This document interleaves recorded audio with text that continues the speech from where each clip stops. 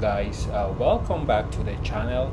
Today we are looking at a 2006 Toyota Highlander Hybrid with the V6 engine. This is the first generation of the Toyota Highlander, and it actually came with third row seating. One of the first SUVs in the North American market to offer third row in this size of SUV. As you can see, it's a very compact SUV compared to the size of SUVs you have on the market currently, and it actually drives and handles just like a car. And if my memory serves, I believe this was built on the Toyota Camry platform. When you drive it, it's just very smooth, especially with the V6 and the hybrid system. Totally handles like a Toyota Camry. Easy to turn steering wheel, very predictable driving characteristics, and in no way do you feel like you're driving, like a body on frame type of SUV. I really like the design and also the compact nature, because as the years have gone by, so too has the size of the Toyota Highlander. We are looking at a 2006 Toyota Highlander Hybrid. So today is the 4th of July 2021, so it's been almost 15 years since this vehicle first came out, or 16 years. So it's quite up there in age. Well, the question we have is this still a very good vehicle, or is it still a good buy in 2021? First of all, we'll take a quick look at the vehicle. So the Toyota Highlander Hybrid, this is the very first generation of the Toyota Highlander. So in 2004 the hybrid was announced, and it was released in 2005 as a 2006 model year vehicle. It's very similar to the Lexus RX 400h. Similar platform, just the Lexus is more luxurious. And the basic Highlander for this first generation came with 3 engine configurations.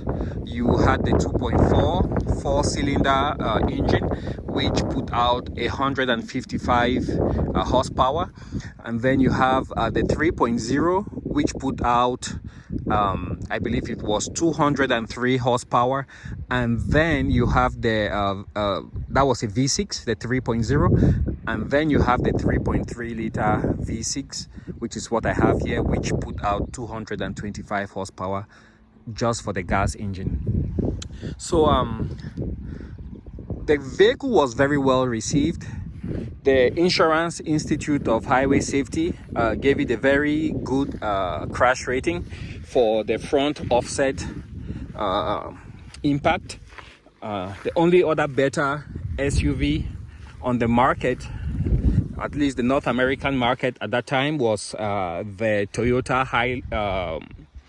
4Runner. So Toyota 4Runner was safer than this one. But this came loaded with a whole bunch of safety features, including side curtain airbags, front passenger and driver airbags. It also had airbags in the seats, and I believe the rear also had a curtain airbag. So it was a very safe vehicle if you were inside. The hybrid came with 2 different drivetrains. You could have it either as a front wheel drive only, or you could have it with the 4-wheel drive which I have here. The difference being that the rear is powered by an electric motor, and at times that's prone to overheating if you are driving in 4-wheel drive conditions with slippery roads and stuff like that. So that's the general look at the vehicle. Now, speaking about some of the problem areas which we might have on this vehicle, there is the ABS controller which sits somewhere here, and that is a known failure point. They're known to be very reliable. This particular one has I bought it with more than 300,000 miles on it, and amazingly there's no idiot light on the dash. It still drives pretty good. For the price at which it was being offered, I figured out that just the catalytic converter system was worth the asking price. So I checked it and I figured out I couldn't go wrong, and that's why I bought it. Things that were wrong with the vehicle at 300,000 miles where the tires were all worn out up front, so I changed all 4 brand new tires. The struts up front and in the rear were shot. I also changed all the 4 struts, and there was a massive oil leak, and it was kind of hard to figure out where the oil was coming from. At one point it looked like it was coming from behind the timing belt cover, but at the end of the day it turned out to be, I think, a $15 part, and that was just the oil pressure sensor.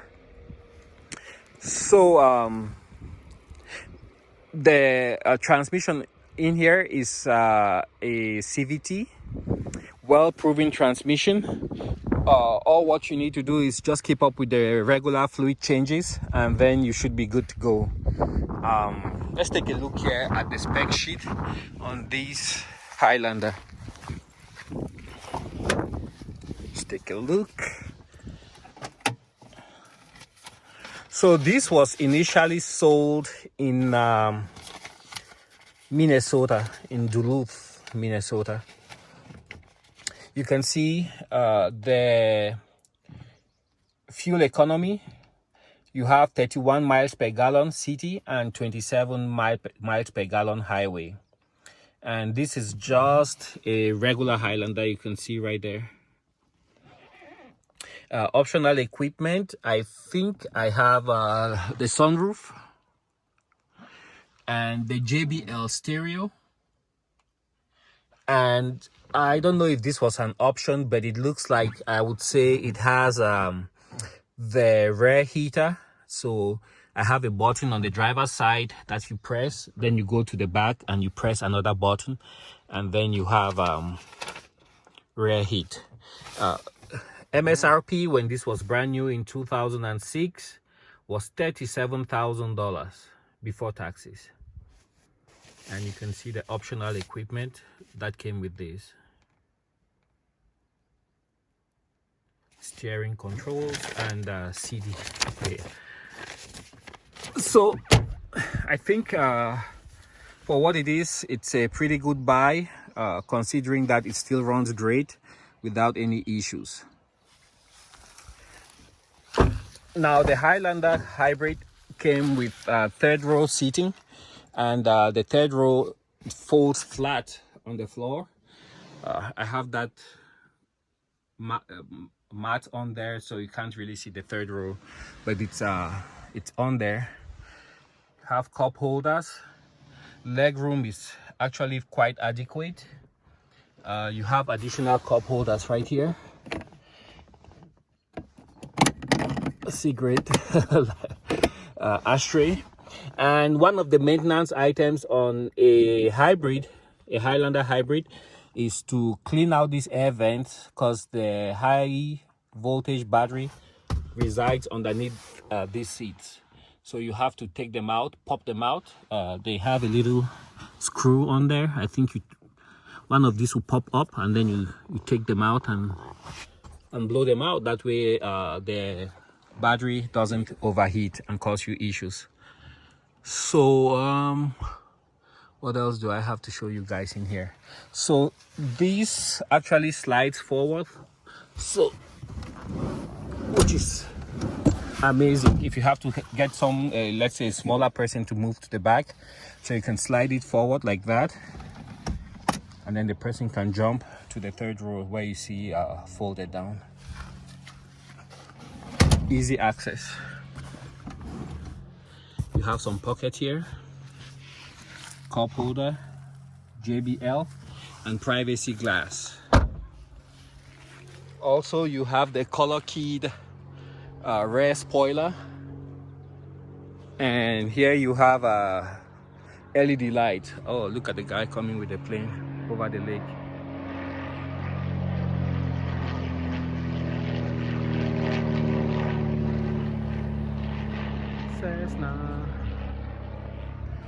Nice. All right, let's continue. This one has the tow hitch. I don't know how much towing they did. And the rear, you can see here is where you turn on that rear heater I talked about, and it says that the main switch has to be on.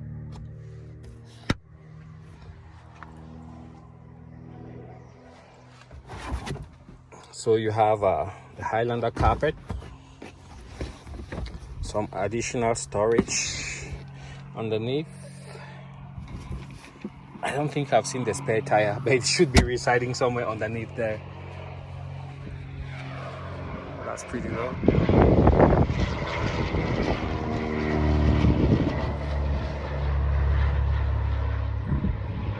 Nice. So you have this pull handle right here that you can use to close the vehicle. So yeah, the hybrid came with LED light in the rear. You have the splash guard, and you can tell this is from Minnesota with all the rust spots there and there. This glass doesn't open like you would find in some of the SUVs from this era. So if you have to access the rear, you have to actually open up the tailgate. So we come on to the driver's side. Still pretty clean. Just the driver's seat has seen some use, and the carpet, you can see that, the heavy duty carpet. The other one just looks brand new. So I believe this was mainly one person riding in this car for all these years. And quite spacious inside. You have that little 12-volt deal down there, which you can use to charge your phone and also to store your phone. This one has power seats, as you can see. And also that rear heat, that's where you control it from, right there. Keyless entry, that's what it has. And the remote looks something like this. All right, let's jump in and I will turn on the engine. So when you turn on the engine initially, you don't hear anything, you just have to look and see if the vehicle is ready. So now I can actually start driving. You can close the door. I just heard the engine start. And here you can actually scroll through. It doesn't show you the actual figure here for the current MPG. You just have something slide back and forth. So you just have to guess what you're burning for gas. And that's the actual mileage on this vehicle, 303,000 miles. And you can see right there, trip A, 10 miles, and it shows you how the battery, the high voltage battery, is almost full. Outside temperature 86. Yeah, 4th of July, it's really hot, and I'm just from topping up the gas. I should say this doesn't do very well with gas right now, and I have seen online people change their spark plugs and suddenly they start having very good performance. So here you have the JBL system, Back in the day, CDs were huge. It's a 6 CD changer. Turn on the AC. So this is indexed. You can hear it click. And that's for the rear glass to heat it up. Basic clock. Basic controls. Very typical of Toyota. And it works. That's what matters. And you can see SRS airbag, another airbag there on the dash. And here you can see my steering controls for the volume, tuning, mode. And on this side you have the cruise control, and I don't know what goes there. Maybe something goes there on the Lexus. All right, that's what I had to show you guys on the Toyota Highlander 2006, and this is the very first generation. I believe we're now up to the 4th generation Highlander. Of course, over the years it's gotten bigger, and one of the things I really like about this is the low entry height. You know, it looks like it's lower actually than compared to the current model Toyota RAV4. So I really like that. Also enjoy these vents right here on the side. Keep your hand cool. Same thing on that side. So it's a very well thought out vehicle. Storage cubbies there. That could be like for credit cards, or I don't know, complimentary cards. It's just a little bit too small for a cell phone. Cigarette lighter, which you can use to for recharging your phone. And then here you have the cup holders. There should be a partition there, which mine unfortunately doesn't have. Probably get one from eBay. Storage compartment for your energy drinks. And you have armrests here up front. Pick it up, put it down, so you don't have to fight for the armrest. And that's pretty much it for this Highlander. It does what it does it well, so couldn't go wrong. I'm happy with the purchase, and if I had to do it again, I think I would definitely purchase another Highlander, irrespective of the generation, because the value that you get, it's totally worth it.